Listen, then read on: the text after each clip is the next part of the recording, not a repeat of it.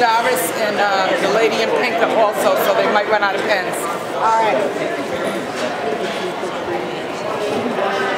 We have signs here. Those cards? We have the divided. Hold on for me. They pull it for you. Where's the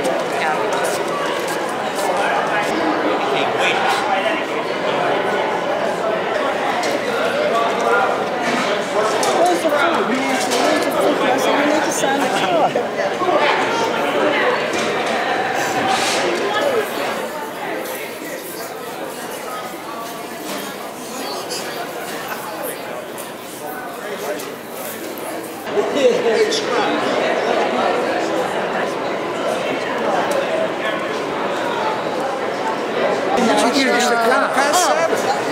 No, this voucher's good for today. Buy one to lunch. Em, did you fill out one of these? Yes, I did. Good. How are you today? Take a brochure.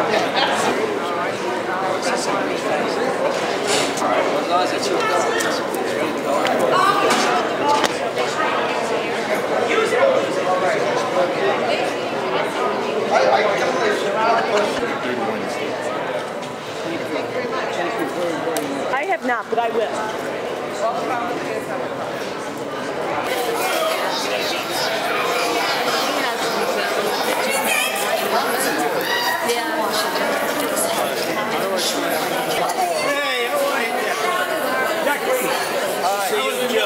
We go walking down here in the morning. They took care of you? Yeah, good. I was wondering if there's any way I could get a flag. I know. Not following orders. How is it going, huh? Fast and furious. Solutions for healthcare and lifestyle management.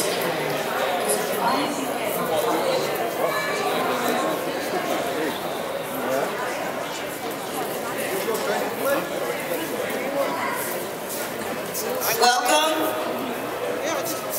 and please come in and join us for a brief program while AARP launches the second phase of Divided We Fail. I'm Kathleen Connell, the State Director of AARP, and we're so pleased to be here today.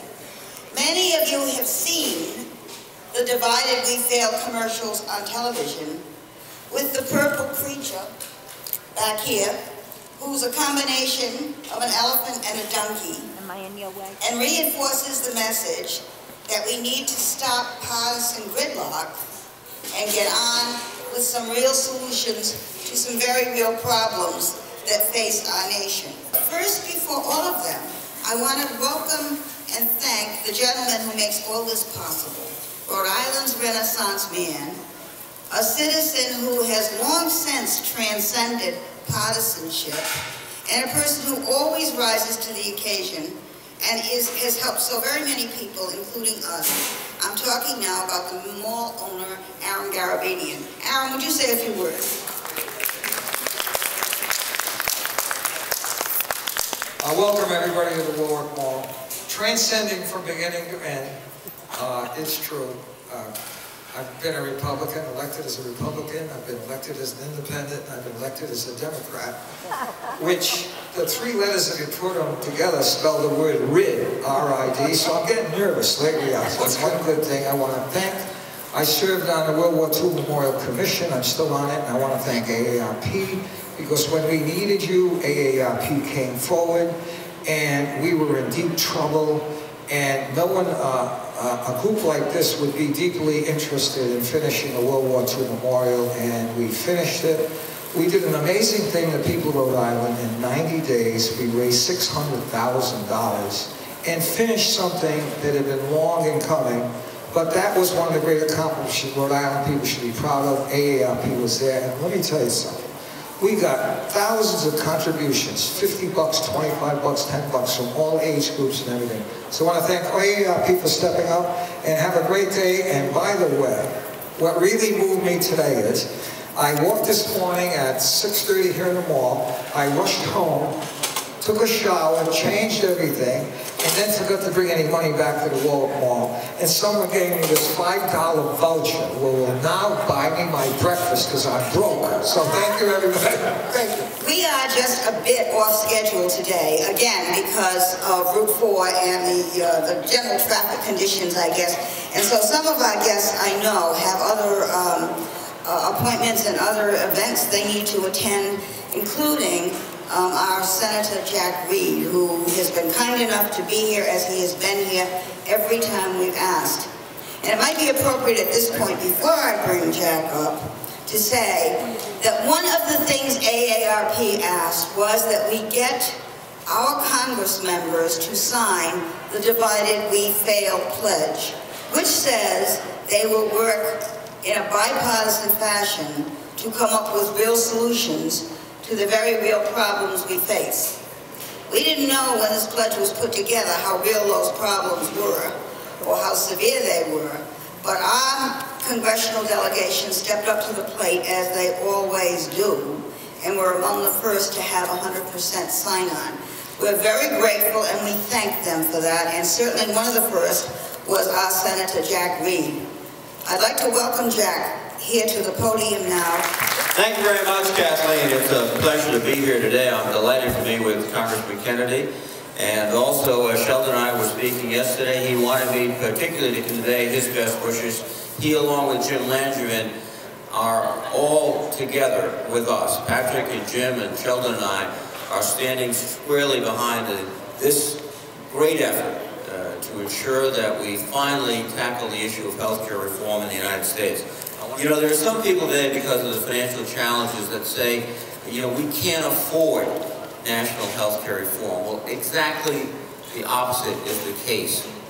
We must have national health care reform, not only to provide access and affordability, but to deal with these economic issues. If we don't move effectively in the next several months, our number of uninsured will rise from 46 million to 54 million. Those are Americans that will not have access to care through insurance, but they'll be in the healthcare system. They'll be going to emergency room. They'll be in need of care and treatment. So the economics argues for this effort. And the cost of insurance for private healthcare plans is going up so dramatically that employers everywhere are finding that to be one of the key stumbling blocks to their ability to make a profit and to keep their employees insured. And just this last week, we began the process. We've been so fortunate in the United States Senate to have the leadership of Senator Ted Kennedy. He has committed himself over the last several months to make health care reform the single issue that he's focusing on, among many, many others, as the first major effort of the committee he leads. And this week, Senator Tom Daschle, former Majority Leader, came before the committee for his confirmation as the Secretary of Health and Human Services. He will be confirmed, and he will be the leader on health care reform. And we could not have been so fortunate to have two great Americans like Ted Kennedy and Tom Daschle taking the lead, but taking the inspiration in the direction of President-elect Barack Obama. So we're moving forward. And we're here today because what we do in Washington will not be as important as what we do here in Rhode Island, and in California, and in Oregon, and in Utah, and across this country. Because fundamental change like this takes grassroots support. It takes organizations like AARP to explain what are the challenges, what are the approaches, what do we have to do. Our volunteers went out and they collected pledges. Thousands upon thousands of pledges. And they collected stories. And as Senator Reed says, Senator Daschle was moved by the stories he heard as he crossed the country and has invited more people to tell their stories about how they have been impacted by a system that fundamentally is broken. We have an archive of stories that more than illustrate what we're talking about. And right now, we're going to run a short video of one of those stories. And the two good paying jobs earned our own little piece of the dream.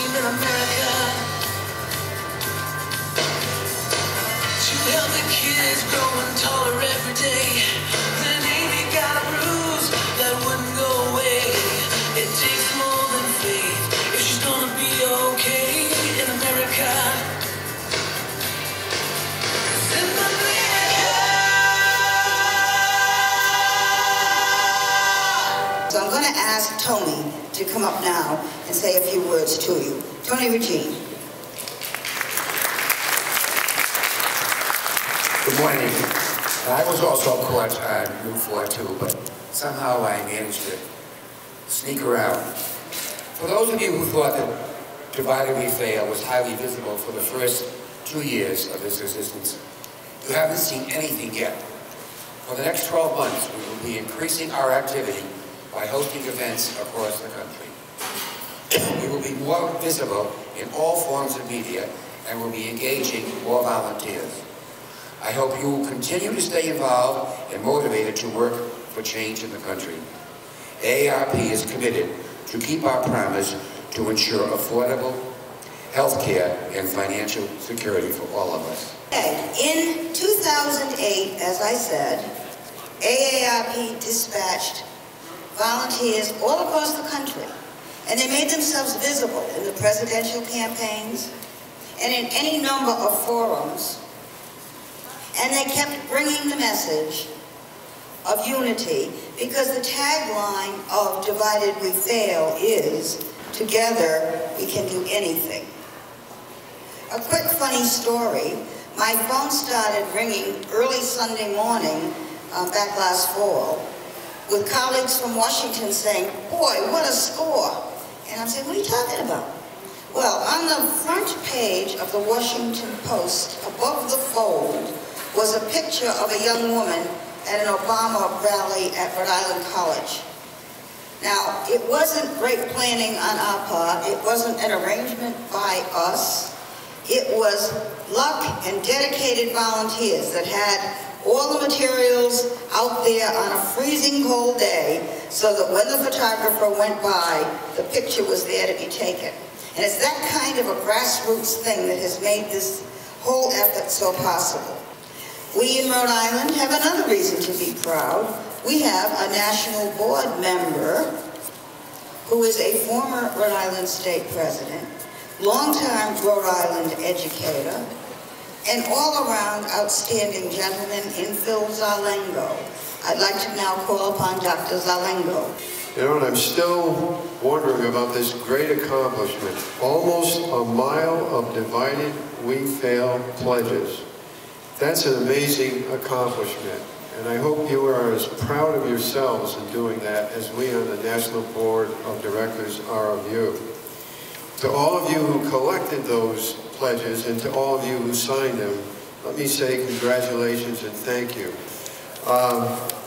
As everyone has said, you know, the hard work is just about to begin. These two issues that Senator Reid articulated so well have been around for a long time. For years, we've watched our policymakers fail to resolve the issues of financial security for all Americans. For decades, we watched policymakers fail to resolve the key issues of affordable health care for all. But we know that the tide is about to change, because we too on the board have taken the pledge. We have pledged to take all of your pledges, all of your stories, and all of your issues directly to the new president and directly to the new Congress. And you know what? They are going to listen. They have to listen. And you know why? Well, first of all, they have a mandate for change. But secondly, do you know that AARP nationally, with all of our partners, including SEIU, which is going to be on the podium shortly, represent 1/7 of the American population? 1/7. That's a very large core of believers. Senator Whitehouse wished he could be here with us, but had some pressing personal commitments. He is being represented by Vivian Spencer. Vivian, who politely declined to speak but we welcome her with us. And we had Terry Bennett out there, who was another speech decliner. And we know that Congressman Langevin wanted to be here, but had a commitment. Somebody got there a day before I did to have him over in East Providence. And given conditions today, I don't anticipate him making this before the end. But we do know that Patrick Kennedy has been known to give some stem-winders of addresses. And so I'm going to call upon our distinguished Congressman Patrick Kennedy to wind up for us now. Thank you very much, Kathy. Let's give Kathy a great round of applause for the terrific work she does. I don't know if I've ever lived through a more pressing and historic time in my lifetime than the one that I'm living through right now, in terms of how important it is for the future of our country to get it right this time. You would have thought that after all that we have been through the Great Depression, and all that we have learned over our many years as a nation, that we would have learned to get it right when it comes to regulating banks, regulating financial service institutions, regulating insurance companies, regulating the private marketplace to the point where it would never have gotten as out of hand as it's gotten to this point. All of us can recall the credit union crisis that we had here in Rhode Island. That was what introduced me to politics here in our own state. How I could have ever imagined being in Washington and seeing this thing unfold nationally, I could never have imagined. It's kind of a difficult situation to imagine ourselves in, but it's one that we're in today. We have to grow the economy in order for ourselves to have enough for our economy to be able to start itself back up again and begin to generate the kind of revenue it needs in order for us to afford health care, in order for us to afford retirement security, in order for us to afford education. I think is at the root of a lot of our economic downturn. Now, health care. One of the greatest ways that we can make a difference in our economy is to touch people through health care. There's nobody here or in this country that isn't touched by the high cost and high rate of inflation in health care. The difference is now is that it's reached everybody. It's reached everybody. 40 years ago, my father started the National Health Insurance for All campaign. And over his many years in the United States Senate, he used to take me along with him around the country as he battled for national health care for all. And he had the doctors against him, and he had the insurance companies against him. And the irony is that today, he's got a lot more people for him than against him. A lot has changed over those many years. And what's changed is that everyone realizes that we are spending 30 cents on every dollar in private health care, just administering private health care. 30 cents on every dollar goes to administering private health care. In Medicare, it's only 3 cents. In the VA system, it's less than 3 cents goes to administration. But in the private health care system, you know, nothing against the Blue Crosses and Uniteds and everyone else out there, it costs a lot of money to advertise. It costs a lot of money to bill. It costs a lot of money to have all those people process. And when you have to run an organization and continue to run that organization and be worried about competitive marketplace, that costs money. And that is why we have to get to a system in this country where health insurance companies are not competing based upon who is the healthiest person that they can cover and who's the sickest person they can avoid covering. We've got them to be able to compete based upon how effectively they can keep somebody well and they can keep somebody healthy. And that, my friends, is called community rating, meaning they take everybody in this country and they take the average rate, insurance rate, for all of us together. United we stand. United. So they can't cherry pick one or another of us and just say, I'll take you because you're healthy, and I'll take you because you're healthy, but I won't take you because you have emphysema, and I won't take you because you have cancer in your family, and I won't take you because you have a higher chance of getting diabetes. That ain't the right way. That's the way it's done now. And the reason it's done now is because we allow it to be done now.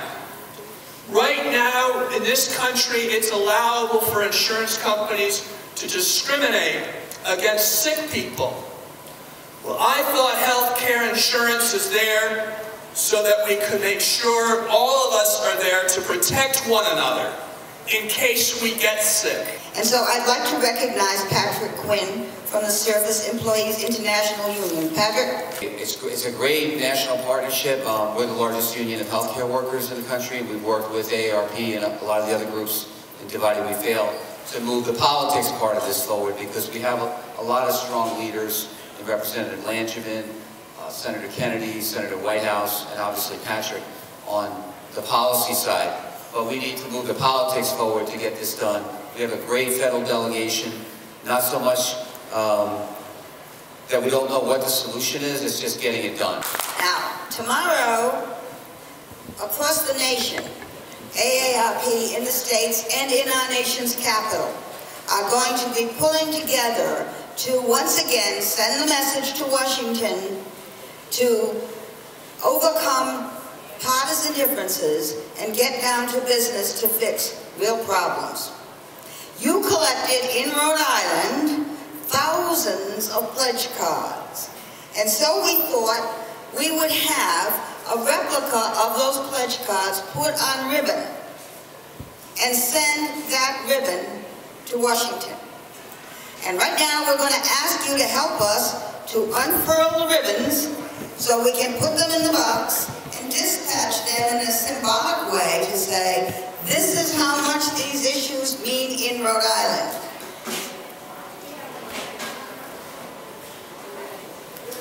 Ready? Okay. 1. Count with me. 2, 3, go. Keep those ribbons coming.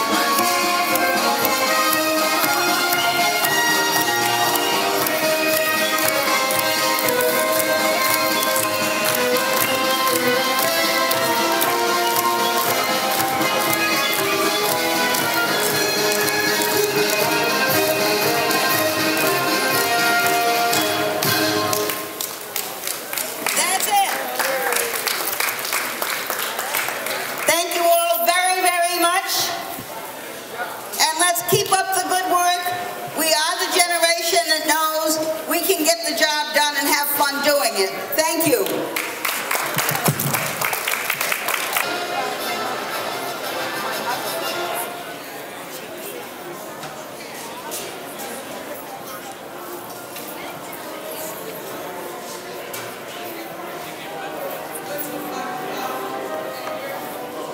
Don't kill me.